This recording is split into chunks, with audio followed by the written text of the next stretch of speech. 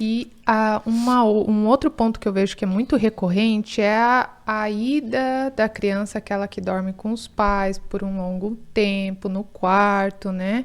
Compartilha ali o quarto com os pais, ela precisa migrar depois de um tempo para seu quartinho. Na consultoria do sono também você apoia esse processo e faz orientações, ou você faz uma parceria, por exemplo, com a psicóloga que está acompanhando, né, a criança? É feita essa troca, essa orientação conjunta, né? Porque por vezes o pai pede o apoio da psicóloga, o que eu preciso colocar na rotina. Já tem feito bastante orientação sobre isso? Sim, é muito comum a consultoria de sono justamente para essa transição de ambiente de sono. Para adaptação escolar também, porque às vezes a criança faz soneca num horário onde ela vai ter que estar num deslocamento para a escola, por exemplo. E tudo isso a gente vai ajudando a ajustar durante essa consultoria.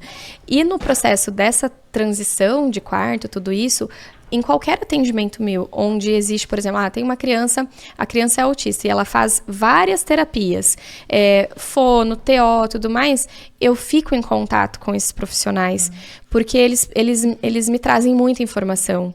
Então, eu posso agregar no atendimento deles, no sentido de, olha, eu vou deixar essa criança mais descansada, para que o teu trabalho renda, porque assim, tem um lado da nossa satisfação profissional de ver aquilo, eu tô fazendo, ele tá respondendo, tá dando certo. Então, a gente tem sim sempre essa troca. Muitos profissionais são muito abertos a isso, então trocam comigo com uma certa facilidade. Estranha um pouquinho no início, como assim, especialista de sono? Mas aí, quando entende, quando vai colaborando, por vezes a gente faz grupo no WhatsApp com a família. Então, tem lá fono, TO, musicoterapeuta, sabe? Ali no grupinho pra gente entender melhor e para que a gente possa encontrar pontos que possam talvez nos mostrar, olha, talvez isso esteja relacionado a alguma dificuldade no sono.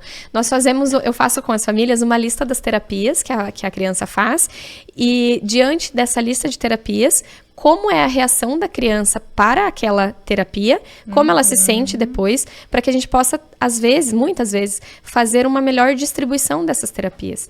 Então, às vezes, tem lá a psicomotricidade, que a criança não gosta de fazer, e o profissional está fazendo atividades mais agitadas, e está acontecendo antes do período de uma soneca, por exemplo, ou muito no final da tarde. Então, isso vai relacionar ao sono. Então, a gente faz, muitas vezes, uma melhor distribuição dessas terapias. Temos um desafio muito grande por questão de horários, né? Os profissionais estão com as agendas lotadas, mas muitas vezes a gente consegue adaptar isso, então a gente faz. Na transição de quarto, da cama compartilhada e tudo mais, a gente tem que entender quanto tempo essa criança faz a cama compartilhada, e eu fico assim um pouco, não chateada, mas assim, de tantos profissionais, de tantas pessoas falarem, a cama compartilhada é culpada disso, a cama compartilhada é culpada daquilo, tem que tirar da cama compartilhada, mas não consegue fazer orientação, não faz a orientação de como a família vai fazer aquilo. Então não adianta eu falar que eu tenho que tirar da cama compartilhada, mas eu não dou orientação. Então essa construção desse afastamento, entre aspas, da criança com os pais, a gente vai fazendo no decorrer do dia a dia, do relacionamento deles também. E é aos poucos, não é uma coisa brusca, uma coisa do dia pra noite, agora você não dorme mais. Você dormiu na minha cama por 3, 4 anos, agora você não dorme mais, você vai pro teu quarto. Então, não é assim, é um afastamento físico que vai acontecendo ali de uma superfície de dormir, mas que a criança tem que entender aquilo como um ganho e não como uma perda. Uma punição, Isso, né? É a mesma coisa quando nós falamos do desmame. Então, eu falo para as mães assim, ele tem que te ver como uma mãe 10 vezes, 20 vezes, 30 vezes mais legal, sem tantas mamadas ao longo do dia, do que com todas essas mamadas. Então, eu estou ganhando uma relação a mais com a minha mãe e não estou perdendo nada, sabe? Então, é uma outra linguagem de amor.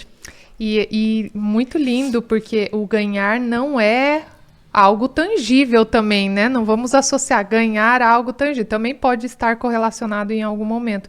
Mas ganhar independência, ganhar segurança, falávamos sobre isso, né?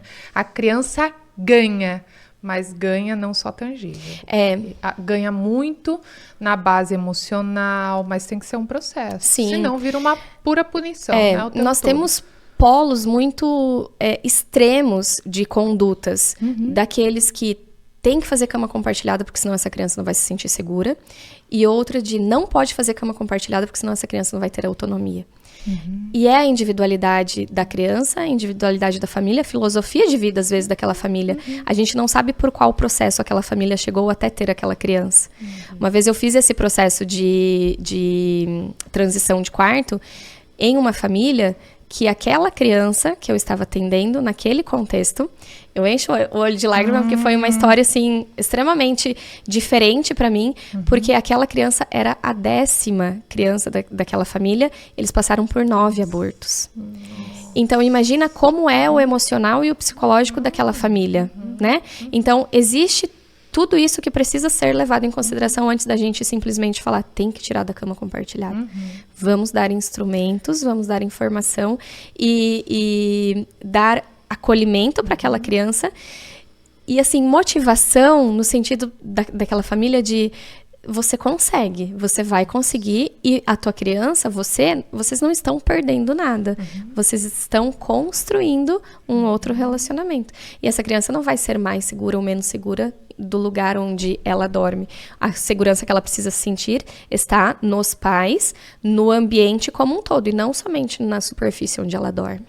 Gente, maravilhoso. Lindo demais. Porque é uma fala profissional que nos enche o coração de alegria e porque é o respeito com aquele contexto, com aquela vivência, com aquela família.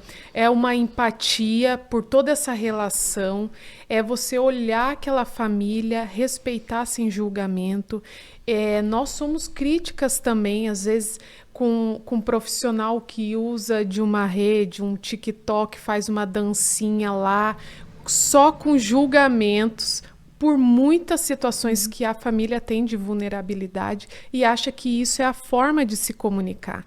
E não é, de fato, não é justamente essa. Você tem que conectar, entender, compreender e, sem julgamentos, apoiar, ajustar.